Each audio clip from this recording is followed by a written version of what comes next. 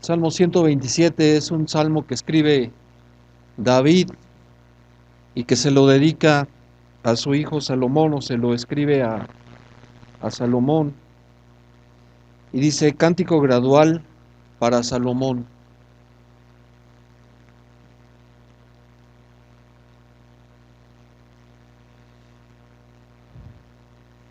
Este salmo, junto con los que están junto a él, creo que es ahorita les digo, ah, del 134 al 100, al 120, o del 120 al 134 son cantos graduales.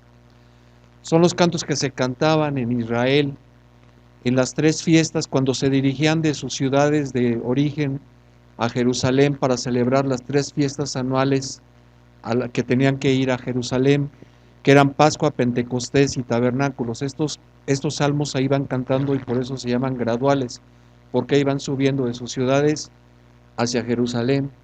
Y este salmo que le escribe David a Salomón es un consejo que le da David a su hijo después de haber vivido una vida tan azarosa como la que vivió David. Todos conocemos la vida de David. Y este es un consejo que le deja al que va a ser rey, a su hijo al que va a ser rey. David quiere transmitir a su hijo Salomón las conclusiones que había llegado después de meditar sobre la trayectoria de su vida.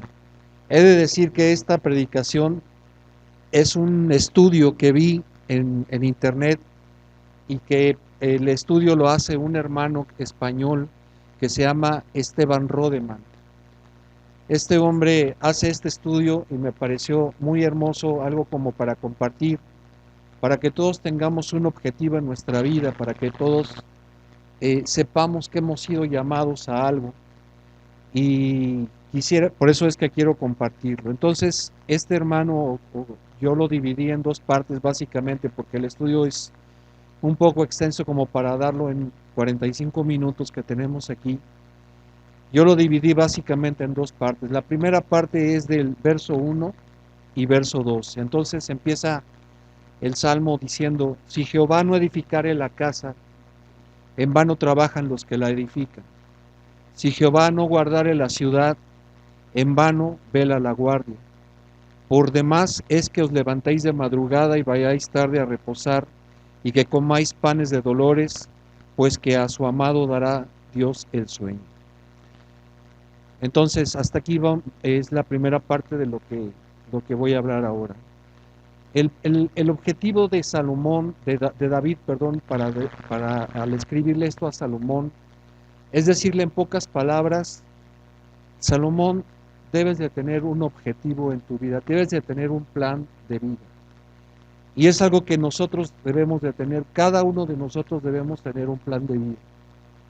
Desafortunadamente, cuando somos jóvenes, hay gente, jóvenes, que tienen su vida y que se levantan porque su mamá los levanta, se van a la escuela o desayunan el desayuno que su mamá les preparó, se van a la escuela, dizque estudian, este, regresan de la escuela, los obligan a que se pongan a hacer la tarea, se ponen a hacer la tarea, pero lo que quieren es en realidad estar jugando.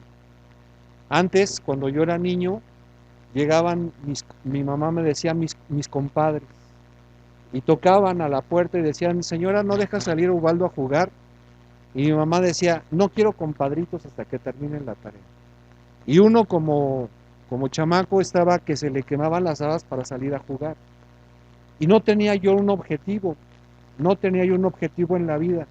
Yo lo que quería era salir a jugar. Las vacaciones mi mamá nos obligaba a hacer algo de cuentas, algo de tarea, y ya después podíamos hacer la vida. Desafortunadamente así transita la vida en muchos niños. Y cuando se es joven, se sigue muchas veces sin tener un objetivo en la vida. Ya acabaron la escuela, ya la mamá no los tiene que levantar, pero estos cuates van, buscan trabajo y tratan de tener un trabajo y tener vacaciones cuando son vacaciones, y pachangueársela y comprarse el Nintendo o la cosa que sea. Por ejemplo, ahorita mi hija que va a cumplir, ¿cuántos años va a cumplir Jimena? 24 años, 25 años. Ahora como ya trabaja, como ya tiene dinero, fue y se compró el Rockstar o no sé qué cosa. Es una guitarra que van siguiendo las pisadas en la pantalla. Lo usó 3 días y lo dejó. Se compró otro juego que ahora llega, y desde que llega, a la hora que llegue, hasta las 11, 12 de la noche se la pasa jugando. Y le digo, hija, no tienes un objetivo en la vida, no tienes algo que hacer, no tienes un plan de vida. Y desafortunadamente muchos de nosotros no tenemos un plan de vida, y Dios quiere que nosotros tengamos un plan de vida. Lo primero que debemos de saber es que Dios tiene un plan de vida para con nosotros desde antes que nos formaran. Te voy a decir algunas citas, no las vamos a ir a leer, yo se las voy a leer, pero lo que pretendo es que entendamos que Dios tiene un plan de vida para con nosotros. Mira, el primero es el Salmo 139, el verso 6, que dice lo siguiente. Dice, está hablando Dios y dice, mi embrión vieron tus ojos, y en tu libro, aquí ya está diciendo, está hablando, estoy hablando yo, está hablando cada uno de nosotros, y está diciendo lo que Dios tiene planeado para con nosotros. Dice, mi embrión vieron tus ojos, y en tu libro estaban escritas todas aquellas cosas que fueron luego formadas, sin faltar una de ellas. Efesios capítulo 2, verso 10 dice, porque somos hechura suya, creados en Cristo para buenas obras, las cuales Dios preparó de antemano para que anduviésemos en ellas. Dios tiene un plan para con cada uno de nosotros. El Salmo 138, verso 8 dice, Jehová cumplirá su propósito en mí. Y Job 23, 14 dice lo siguiente, él pues acabará lo que ha determinado de mí, y muchas cosas como estas hay en él. Estos 4 versículos nos dan un panorama de que Dios tiene un objetivo para con cada uno de nosotros. El caso es que si Dios tiene un plan para con cada persona, si Dios ha preparado buenas obras de antemano, si derrama gracia en los suyos que se materializa a través de capacidades, entonces quiere decir que nosotros, cada uno de nosotros, estamos llamados a descubrir el plan que tiene para con cada uno de nosotros. Este plan que tiene Dios para con cada uno de nosotros es lo que se llama un proyecto de vida. El proyecto de vida cuenta con la participación de cada uno de nosotros. Cada uno de nosotros tenemos que edificar. Al descubrir las buenas obras que Dios tiene preparadas de antemano, hay que andar en ellas, contando con Dios, consultando con Dios, confiando en Dios. Hay trabajo que hacer. El Salmo 127, la primera parte, habla de que hay que edificar una casa. Mira, dice el Salmo 127, dice, si Jehová no edificare la casa, en vano trabajan los que la edifican. Se refiere a la familia, a la descendencia. El mundo material acabará, pero las personas vivirán para siempre. Nuestro proyecto de vida gira alrededor de las personas en cuyas vidas ejercemos algún tipo de influencia para bien a lo largo de nuestros días. Luego pasa de la casa a la ciudad, porque dice, si Jehová no edificare la casa, en vano trabajan los que la edifican. El verso 2 dice, por demás es que os levanté, y después dice, si Jehová no guardare la ciudad, en vano vela la guardia. Pasa de la casa a la ciudad. ¿Qué quiere decir esto? Dios empieza hablando de edificar una casa. Luego pasa a hablar de guardar una ciudad. El ámbito crece de casa a ciudad. Hay una dinámica expansiva. Al principio son pocas personas, luego son muchas, porque el círculo de bendición se amplía con el paso de los años. Esto está hablando de que lo primero que tenemos que hacer nosotros es pensar en que nosotros tenemos que edificar nuestra casa.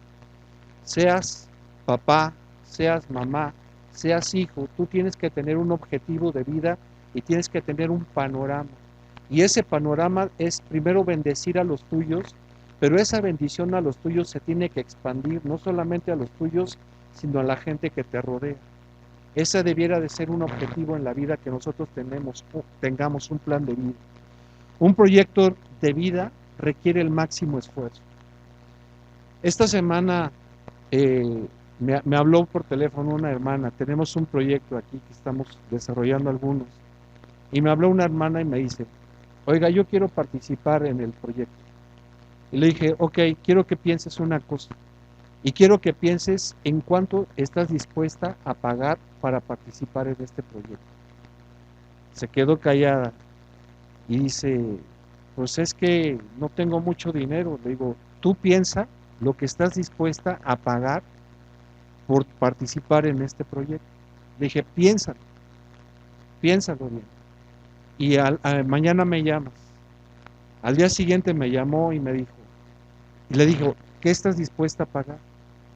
Dice, no, pues lo que sea. Digo, ¿segura lo que sea? Sí, lo que sea. Digo, entonces, lo que te voy a pedir es que hagas un compromiso y que ese compromiso consista en que vas a dedicarle tiempo a buscar a Dios todos los días de tu vida. Todos los días de tu vida, porque lo que no queremos o lo que Dios no quiere es que nosotros no tengamos un proyecto de vida y que ese proyecto de vida no esté guiado por el Señor. Este hermano en su estudio está diciendo que tiene un costo, y el costo que le pedía a esta niña es que ella tiene que dedicarle, proponerse durante todos los días de su vida, no solamente durante los días que dura el proyecto, sino todos los días de su vida, el buscar a Dios, y tiene que empezar con un tiempo. Cuando nosotros decidimos tener un proyecto de vida, cuando nosotros le decimos a Dios, Dios, estoy dispuesto a tener un proyecto de vida, debemos de estar dispuestos a pagar un precio. Y ese precio debe de empezar por lo menos con lo siguiente, con dedicarle tiempo. Yo no sé a qué hora te levantas o a qué hora te acuestas, pero te aseguro que es mínimo el tiempo que le dedicas a la lectura de la palabra y mucho menos a la oración. Para que tú digas que quieres tener un proyecto de vida con base en el Señor o fundamentado en el Señor, tienes que pagar un precio, y ese precio implica dedicarle tiempo y implica o dormir menos en la madrugada o acostarte más tarde durante la noche. ¿Con qué objeto? Con el objeto de leer y de orar. Con eso tiene que empezar nuestro proyecto de vida. Con eso. Porque ¿de qué sirve que nosotros hablemos y expliquemos lo que es un salmo, lo que dice la palabra de Dios, si no tienes tú un tiempo en intimidad con Dios, un tiempo de relación con Dios? Estamos acostumbrados a que vengamos a la iglesia o en las células quizá y se nos explique un salmo, como lo ha hecho Ricardo en los últimos veces que ha predicado, o cuando alguno de nosotros tomamos un pasaje y explicamos el pasaje.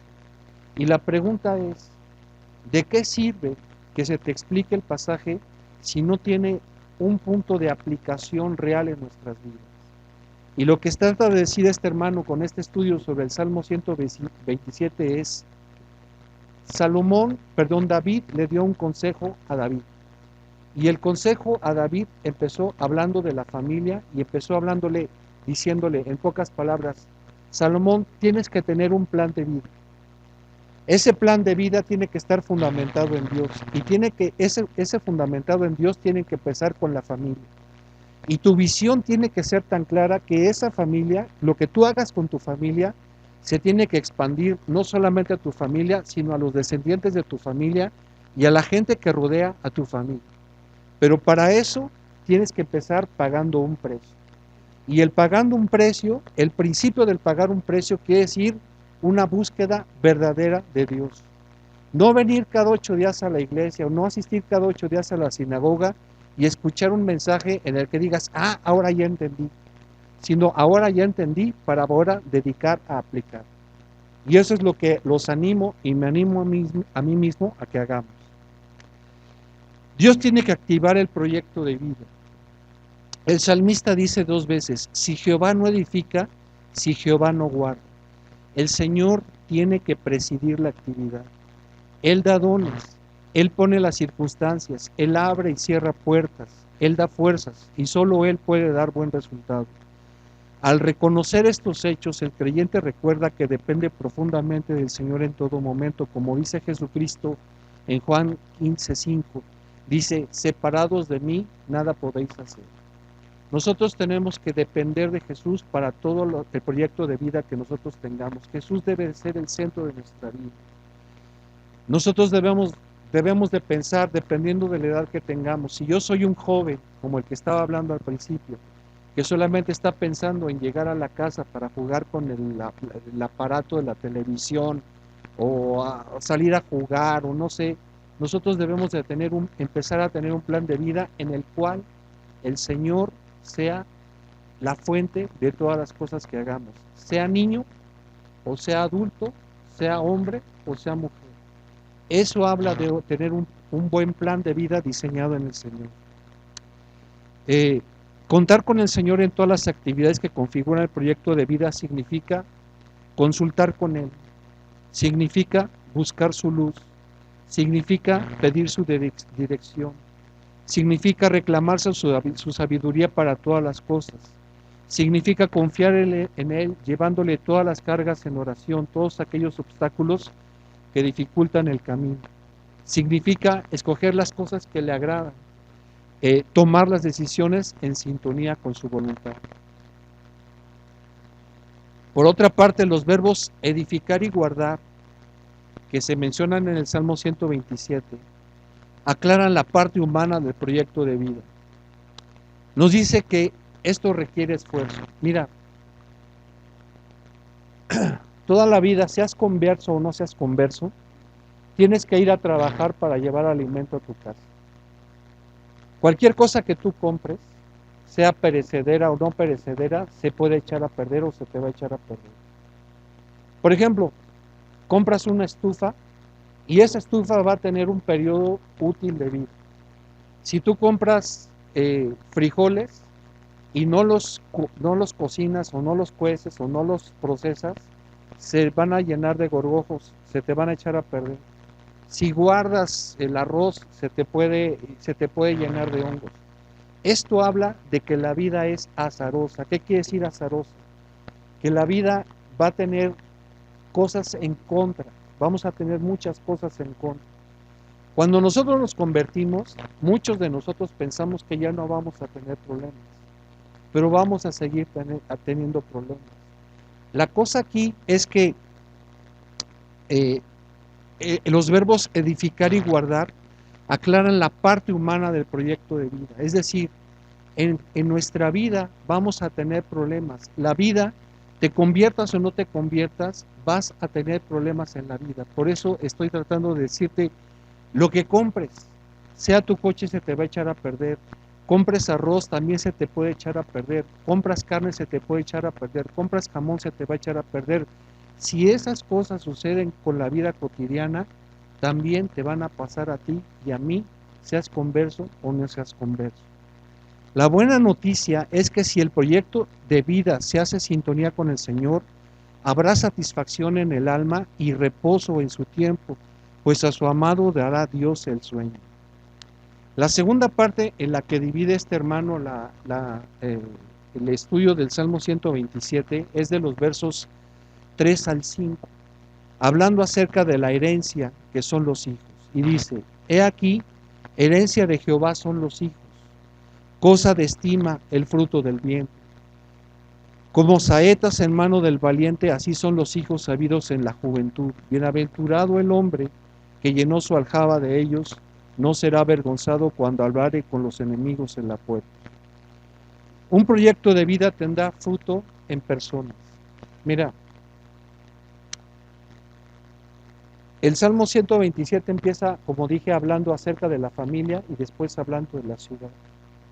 Nosotros como hombres y mujeres, o aún como niños, o como jóvenes, lo que tú seas, teniendo un plan de vida, nosotros debemos de pensar que debemos de producir un beneficio, y ese beneficio es primeramente para nosotros, pero ese beneficio lo debemos de exportar o lo debemos de sembrar en alguien más.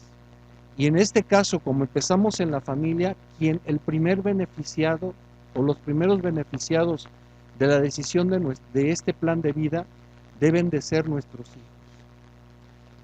La frase herencia de Jehová son los hijos recuerda que el mayor legado de la vida son los hijos que uno deja detrás de sí. La vida en esta tierra no es una búsqueda de sensaciones. Tampoco se trata de un paseo a ciegas dando tumbos mientras se avanza de una circunstancia a la otra. La vida se trata de un proyecto en sintonía con Dios en que disciernes el propósito de Dios para tu vida y planteas como máxima prioridad influir en la vida de otros para bien, tocar vidas, ayudar a personas, bendecir a otros. Aquí el problema está en que muchos han de estar pensando, yo ya no tengo hijos, yo ya acabé, yo ya solamente tengo nietos, o yo he decidido no tener hijos.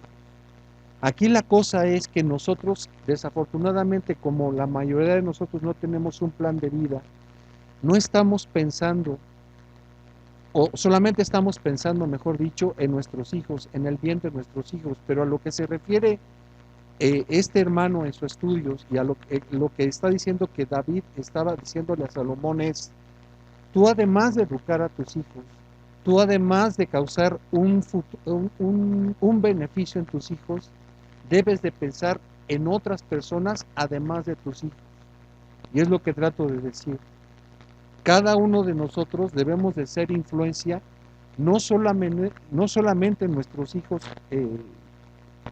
físicos, en nuestros hijos de sangre, sino debemos de tratar de ser influencia en la gente que nos rodea. La relación entre el proyecto de vida y las personas que reciben bendición se describe con 3 términos. Los hijos son una herencia, esa es la primera. Son los hijos propios, pero también pueden ser hijos espirituales, como lo fue Timoteo para el apóstol Pablo, a quien le llama verdadero hijo de la fe. La palabra herencia se puede interpretar de 2 maneras. 1, como una herencia que pertenece al Señor como su posesión. Si pensamos en los hijos como una herencia que pertenece al Señor, significa que hemos de consultar con Él para qué quiere que hagamos, qué quiere Dios que hagamos con ellos. Un buen ejemplo es Jueces capítulo 13, verso 12. Cuando los papás de Sansón, cuando Dios les da a Sansón, lo que pregunta el papá, le dice en Jueces 13, 12, le dice, ¿cómo quieres que eduquemos a nuestro hijo? ¿Cómo quieres? Y entonces es cuando Dios les dice, este hombre no se va a cortar el pelo, este hombre va a ser un nazareo, este hombre no sé qué, les empieza a dar las instrucciones de cómo Dios quiere que eduquemos a nuestros hijos. Desafortunadamente muchos no lo hicimos de esa manera. Fuimos a ver la mejor escuela, fuimos a ver otras cosas y no consultamos a Dios sobre qué es lo que Dios quería, cómo quería que lo educara. Ahora que ha pasado el tiempo y que ya estoy quizá de otro lado, me acuerdo de algunas circunstancias que se dieron cuando Jimena estaba en la escuela. Y en ese entonces mi cuñada Jacqueline y su esposo Jorge descubrieron algo que se llama homeschool. Y el homeschool es una forma de educar que surgió en la iglesia cristiana con los misioneros. Muchos misioneros que salieron de Europa, ingleses o de otras partes del mundo como los australianos, al llegar a países como por ejemplo México, Colombia o países aún más tercermundistas en África o en otros lugares en donde a lo mejor no había una escuela cercana o en donde a lo mejor el nivel escolar no era el idóneo, lo que estos hombres hicieron fue formar esta cosa que se llama homeschool. ¿Qué es el homeschool? El homeschool es tú educas a tus propios hijos, tú les das los los coacheas, pues, por decir algo. No es que te vas a sentar como el maestro, sino que los muchachos mismos van a aprender y tú vas a ser su asesor. Cuando yo vi lo que hacía mi cuñada con sus hijos, entonces, o sea, yo decía, lo veo ahora y digo, ay, qué bien lo aprovechó. ¿Por qué? Porque esta mujer, estos hombres, esta pareja, estos esposos sacaron a sus hijos de la escuela, ellos les dieron un horario, se sentaban a determinada hora, desayunaban, hacían qué hacer, tendían la cama, se sentaban a estudiar y cuando terminaban de estudiar se dedicaban a otras cosas. ¿Cómo qué cosas hicieron ellos? Recorrieron todos los museos de la ciudad, fueron a muchos eventos, aprendieron, por ejemplo, cosas como a cocinar, el niño y la niña saben cocinar. Otras de las cosas que aprendieron fue, por ejemplo, encuadernaron, aprendieron a encuadernar, a hacer libros, hicieron muchas cosas, muchas cosas. Y dirás, bueno, pero ¿qué desventajas tiene? Bueno, pues como desventaja, pues a lo mejor que no tuvieron la relación que tuvo mi hija con sus amigos. Pero no quiere decir que estuvieron aislados, porque no quiere decir que no salieron de su casa, porque ellos tenían relación con los amigos o con los otros niños que estaban también en homeschool. Entonces no es tratar de aislarlos. El gran beneficio que tuvieron, básicamente lo mejor que yo le vi a todo esto, fue que ellos entendieron y vieron desde un punto de vista cristiano lo que en la escuela se explica como la evolución de las especies. Eso fue pues algo muy bueno. Este, cuando terminaron la secundaria, ah, por ejemplo, ellos para obtener el certificado de primaria tuvieron que ir al INEA, que es el Instituto Nacional de Educación de los Adultos, y ahí presentaron su examen y ahí obtuvieron su certificado de primaria. Y el certificado de secundaria, de la misma manera, fueron y presentaron su examen como si fueran adultos, presentaron su examen y ahí obtuvieron su certificado de secundaria. Sus papás ya después decidieron durante la preparatoria meterlos a una preparatoria. Y al menos mi sobrino, que es el mayor, pues ese chavo salió de la preparatoria con promedio de 9.8. O sea que no le afectó el haber estudiado en su casa y entiende perfectamente y además tuvo otro beneficio, que si ustedes le piden que les explique algo, tiene una capacidad maravillosa de poder explicar lo que ellos entendieron sin necesidad de un maestro. La mamá hacía la función de un censor o asesor más que maestro. Entonces, cada uno de nosotros tomamos decisiones, ¿no? Dice, eh, también podemos ver la herencia como un regalo que el Señor nos da. Entre todos los bienes, entre todos los bienes que vienen de lo alto, el don más significativo son los hijos, son el mayor tesoro. Como cualquier herencia tiene que ser administrada. Así los hijos requieren que asumamos una filosofía acerca de su educación. Algunos eligen no tener hijos para vivir mejor, comprar más cosas, viajar, adquirir una casa más espaciosa, pero si los hijos son el mayor tesoro que nos llega de parte de Dios, esa visión es errónea. Otros deciden no tener hijos para no traer prole a este valle de lágrimas. Dicen, el mundo está tan mal que no queremos añadir sufrimiento teniendo hijos. Pero el Salmo dice que los hijos son flechas en manos del valiente. Si el mundo está mal, lo que necesita precisamente son hijos formados en la fe y lanzados para bendición. Otros sacrifican a los hijos que han nacido sobre un altar consumista, dejándolos al cuidado de terceros para que los padres puedan dedicarse a ganar más dinero. Creo que esas son las características de estos tiempos, ¿no? Otros Se esfuerzan para que sus hijos sean felices, compras, vacaciones, actividades extraescolares, cuando de lo que se trata verdaderamente es que su carácter sea formado con buena dirección. Otros abusan de sus hijos física o verbalmente, tratándolos con desprecio, cuando una noción de su valor, de su alto valor ante Dios, debería de inspirar sus conductas. Dice el Salmo: los hijos son como flechas, como saetas en manos del valiente, dice el salmista. Otra vez se aprecia el trasfondo bélico. El mundo caído es un lugar lleno de adversarios. El que teme al Señor, sin embargo, sabe que la vida de Dios puede más. Los hijos preparados durante un tiempo como guardados en la aljaba para luego ser lanzados al mundo. Los padres los lanzan de casa en el momento oportuno y llegan mucho más lejos de lo que podrían hacerlo sus padres. Dar en el blanco significa discernir y asumir el llamamiento de Dios para sus vidas a fin de tocar otras vidas para bien. ¿Qué es lo que está diciendo el hermano? Lo que dice el hermano dice que los hijos son aljaba. ¿Sabes lo que es la aljaba? ¿Te acuerdas de Robin Hood, que tenía una cosa redonda y que se cargaba en la espalda? Esa cosa es el recipiente en donde se ponen las flechas y se llama aljaba.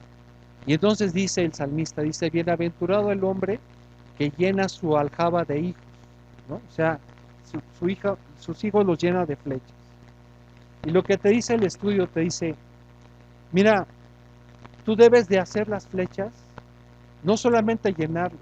Está bien que el llenarlos no quiere decir ten muchos hijos a lo tonto. No, lo que te dice es, tú tienes que hacer las flechas, las tienes que hacer las tienes que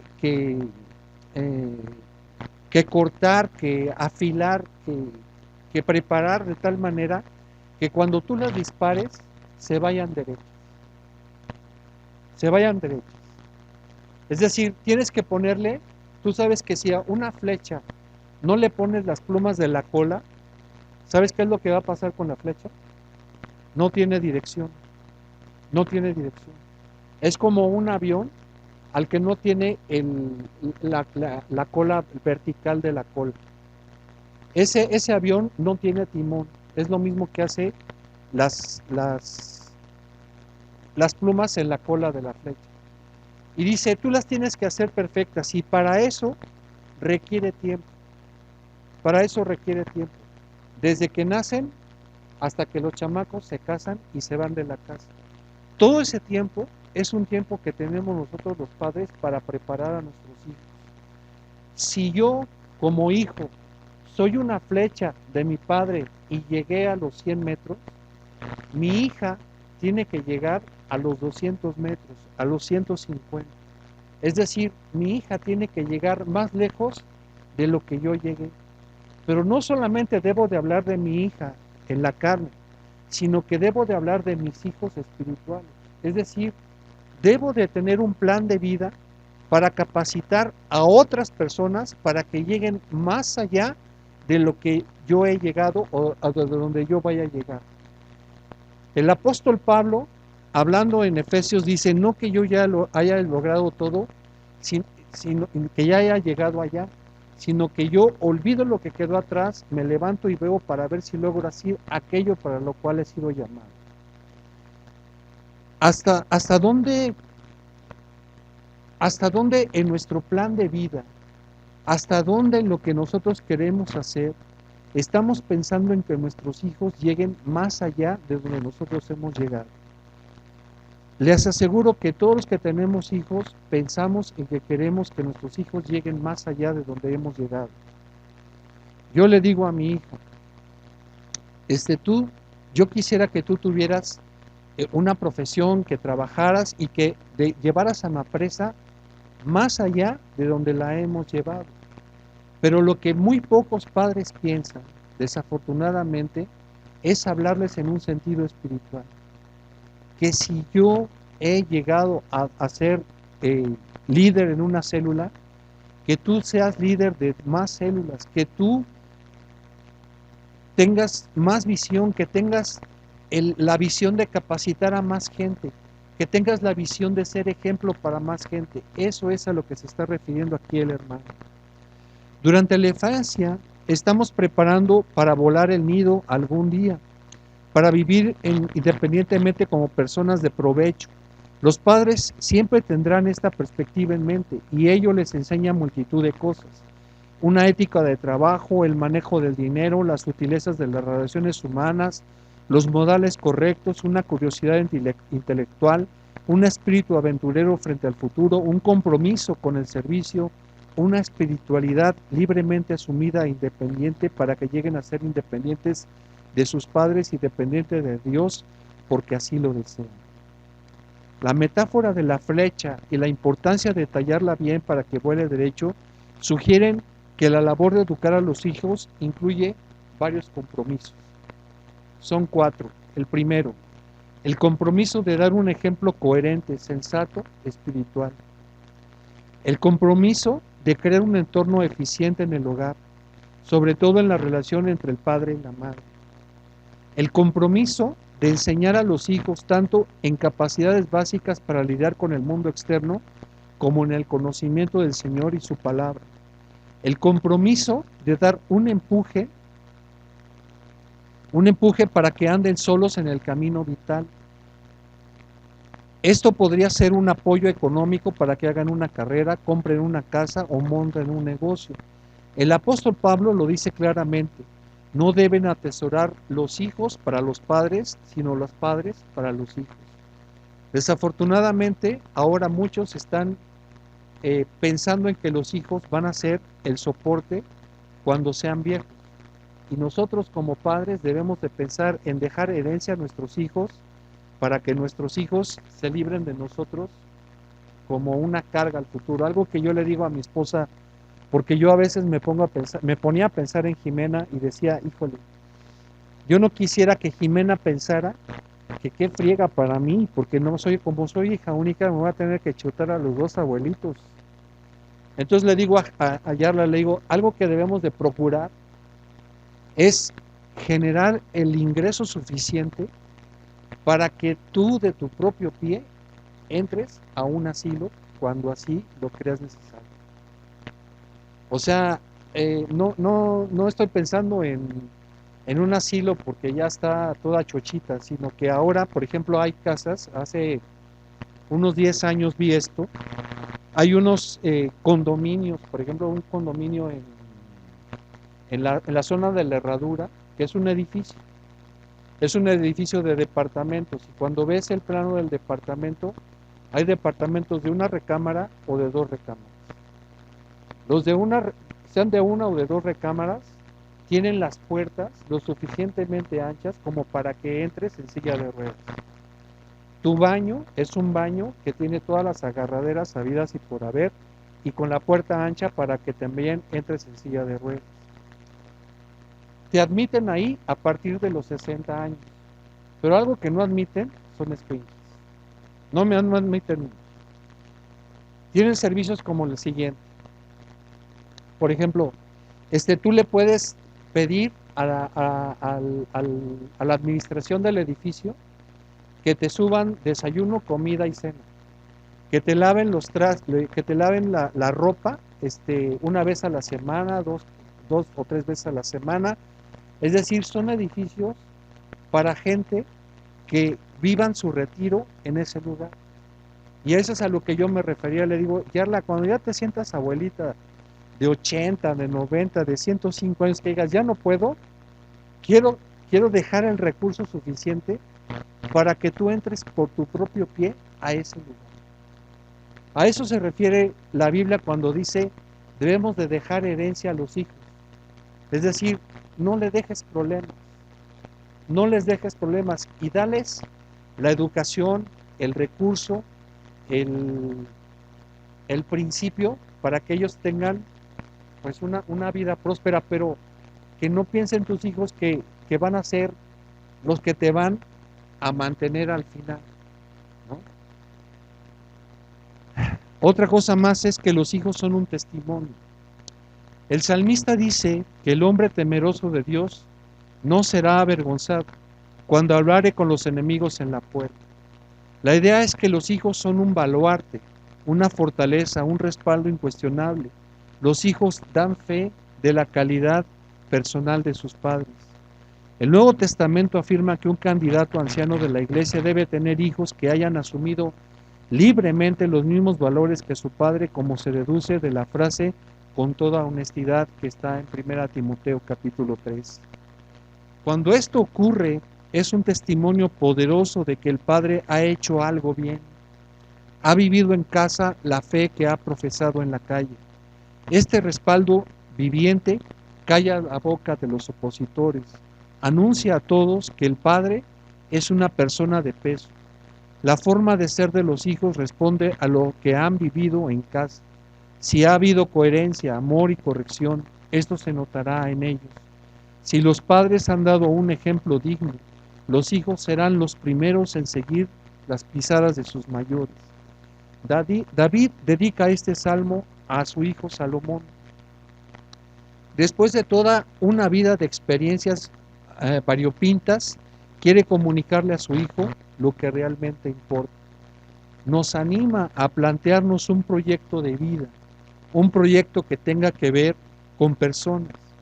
Es cuestión de influir en personas para bien, de tocar vidas para la eternidad, de aprovechar el oficio o la profesión para conectar y bendecir a otros. Empezamos con nuestros hijos naturales y ampliamos el círculo a los hijos espirituales. Primero la casa y después la ciudad. Yo sé que muchos de los que estamos aquí no hemos tenido un plan de vida en este sentido. Hemos quizá tenido un plan de vida financiero, hemos quizá tenido un plan de vida de con quién me voy a casar, con quién me gustaría que se casaran mis hijos, pero lo tengas o no lo tengas, creo que es el momento de que lo puedes empezar. Algunos quizá estamos un poco tarde, pero yo no pierdo la esperanza de que Jimena, eso se lo digo de verdad, de que Jimena por su propio pie diga, Señor, yo quiero conocer al Señor, quiero tener una relación y hablarle y aconsejarla hasta donde el Señor lo permite. Pero cada uno de nosotros debemos de tener un plan de vida individual para nosotros como personas, para nosotros como familia y para nosotros como ciudad. Y cuando hablo en el sentido de ciudad, me refiero a que podemos ser capaces de discipular a otros, de tener a otros que estén alrededor de nosotros, que puedan ser como nuestros hijos espirituales, a quienes podamos nosotros alimentar, a los que podamos guiar, a los que podamos heredarles algo, y que estos hijos lleguen, si nosotros llegamos a 20 metros, que estos hijos lleguen a 40. Que tengamos en nuestra vida el propósito de crecer y de edificar a otros, empezando obviamente por nuestra familia. Vamos a ponernos en pie, por favor.